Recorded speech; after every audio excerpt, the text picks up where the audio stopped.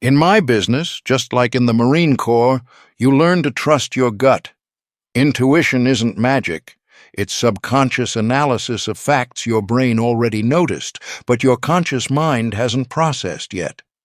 With Rebecca, it all started with small things that disrupted the usual routine, those tiny cracks in the foundation that you ignore until the whole structure comes crashing down. I wake up at 4:30 every morning to hit the gym before heading to the construction site.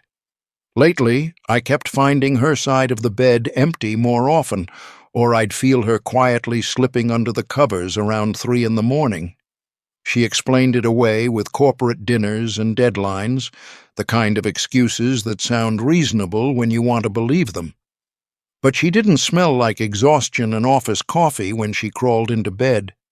She smelled like expensive cologne, the kind those pompous finance district types from Atlanta wear like armor, and aged bourbon, which she usually couldn't stand.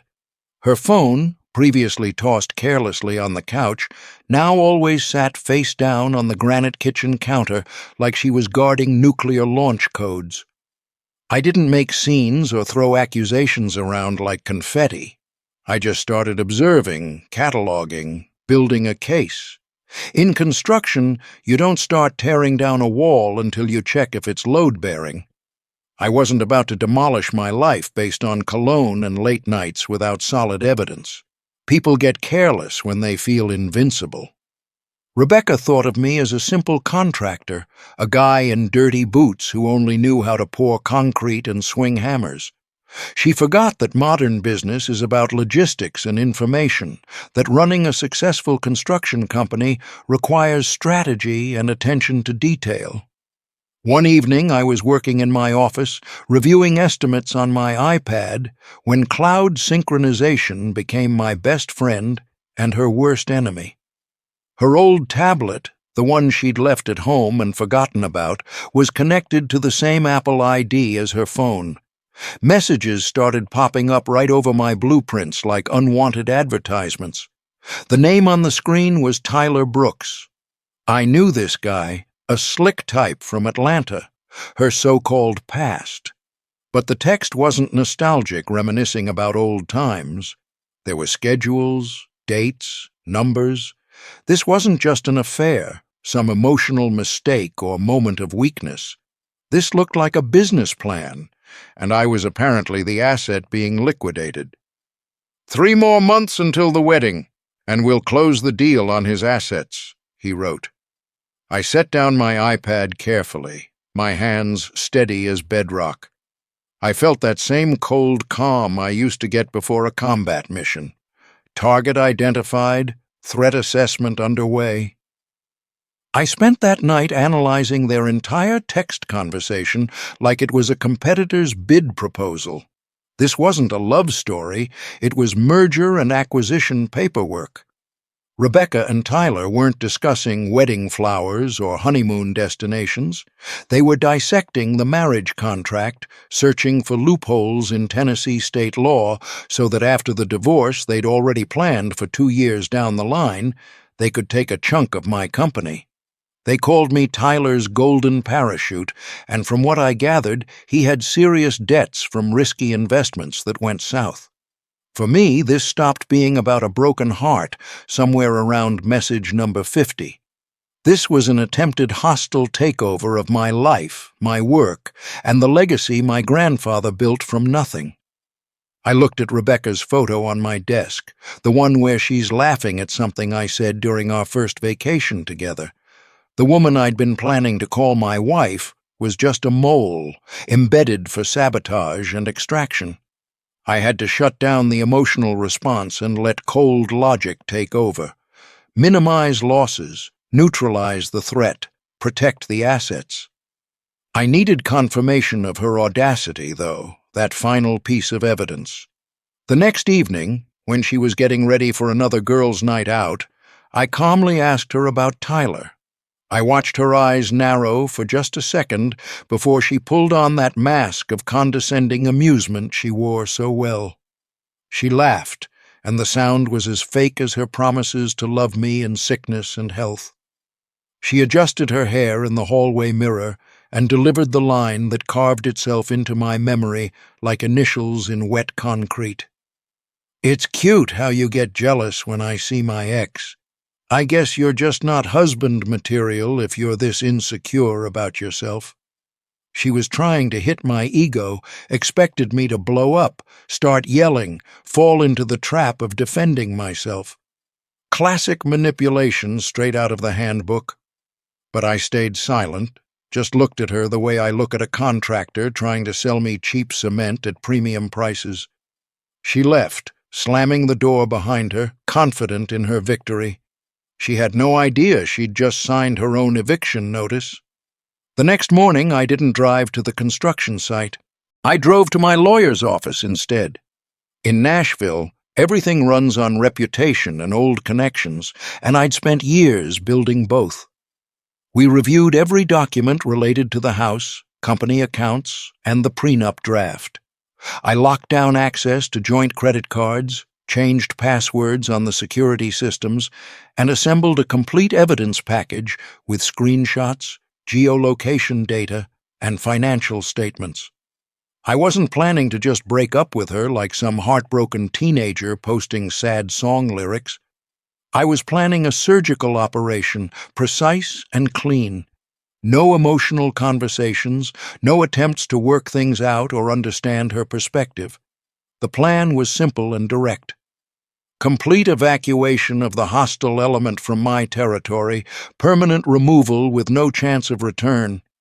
I made sure I was legally bulletproof. In Tennessee, the law sides with the property owner if you do everything correctly. I waited until Rebecca left for a business trip, which I knew from her messages was actually a weekend at Tyler's place in Atlanta. Then I called the moving company. I didn't burn her belongings in the yard like some scorned lover in a country song. I acted professionally, methodically. Every dress, every pair of shoes, every trinket she'd brought into my house was carefully packed into boxes and labeled. I ordered express delivery by truck. Destination: elite residential complex in Atlanta, Tyler Brooks's apartment. But the most important item was the folder I placed in the box with her favorite jewelry. Inside were printouts of their chats about the golden parachute and their detailed fraud scheme, complete with highlighted sections and margin notes. I sent her a delivery notification text and blocked her number immediately. Perimeter secured. I wasn't there personally, but reports from mutual acquaintances painted a vivid picture of what happened next. The shipment arrived on Saturday morning. The irony was that Tyler, being the overconfident player he was, didn't live alone. He had an official fiancée, the daughter of one of his major investors, someone who came with connections and capital he desperately needed. She was the one who opened the door to the delivery driver and started unpacking boxes, thinking they were gifts or supplies. She found the folder. She read about Tyler's plans to use Rebecca to get money from me, then dump both of us and run. It was a double knockout punch. Tyler didn't just lose his reputation with the investor, he lost his roof and his funding. His house of cards collapsed in under an hour. Rebecca arrived at the apartment to find her boxes thrown out in the hallway and a scandal that the entire Atlanta social circle was already discussing over brunch. 2 days later, Rebecca showed up on my porch. She didn't look like a successful corporate manager anymore. She looked like a cornered animal, desperate and dangerous. She tried entering the gate code, but it had been changed. When I stepped outside, she started screaming, demanding explanations, money, and worst of all, tried to take my dog Buster, claiming we'd bought him together even though every receipt had my name on it. She attempted to force her way into the house, pushing past me. This was hysteria designed to throw me off balance, provoke physical contact that she could use against me later. I stood with my arms crossed, simply blocking her path with my body. She shoved me, slipped on the porch steps, and fell awkwardly onto the lawn. In that instant, she changed tactics completely. Started screaming that I'd hit her, threatening to call the police. She thought this was her trump card, her insurance policy. The police arrived quickly. The officers knew me from several charitable projects we'd done for veterans. Rebecca performed her victim role like she was auditioning for an Oscar. Tears, smeared mascara, accusations of domestic violence. This was serious, the kind of allegation that could destroy my life and business regardless of the truth. But she'd forgotten that my house was my fortress, and I'd built it that way deliberately. I silently led the officers to the server room and pulled up the 4K camera footage from above the front door. The video was crystal clear and damning for her case. I hadn't touched her with a finger. She'd lunged at me, fell on her own, and then started the performance. The officer's face changed as he watched.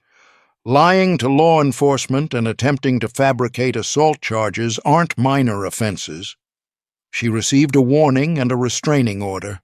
Her reputation was destroyed completely now, with an official police record to seal the deal. 6 months have passed since then. From what I hear through the grapevine, Tyler went bankrupt and is hiding from creditors somewhere in Florida, probably working under the table and looking over his shoulder. Rebecca lost her job after the story about her fraudulent schemes and the police incident reached her corporation's HR department. She tried writing me from a stranger's number, something about mistakes and second chances, asking if we could talk. I deleted the message without finishing it, the same way I'd delete spam offering to refinance my mortgage. I sold the diamond engagement ring she'd worn for 3 months. The money went toward new equipment for my crew and a donation to the Marine Corps Veterans Fund, putting it to better use than it ever would have had on her finger. Sitting on my porch now with Buster at my feet and a glass of cold sweet tea sweating in the Tennessee heat, I watch the sunset paint the Nashville skyline in shades of orange and purple. My house is quiet in the best possible way. No schemes, no lies, no parasites draining my accounts or my energy. I learned my lesson the hard way, but learned it well. Marriage is supposed to be a partnership between equals, not charity for manipulators who see you as a resource to be exploited. I'm ready to build again, to consider letting someone into my life when the right person comes along. But this time the foundation will be concrete, reinforced with steel, not built on sand and pretty words. This time I'll run background checks and trust my instincts from day one. This time I'll remember that the most important security system isn't the cameras around your house. It's the boundaries you set and enforce in your relationships. And if anyone ever tells me again that being careful and observant means I'm not husband material, I'll know exactly what they're really saying. They're admitting they need someone blind and stupid to pull off whatever con they're running. I'm neither of those things, never was, and sure as hell never will be. The lesson: trust your instincts when something feels wrong, but verify with facts before taking action. The best revenge isn't emotional, it's strategic, legal, and leaves no room for comeback. Protect your assets, document everything, and never let manipulators mistake your kindness for weakness.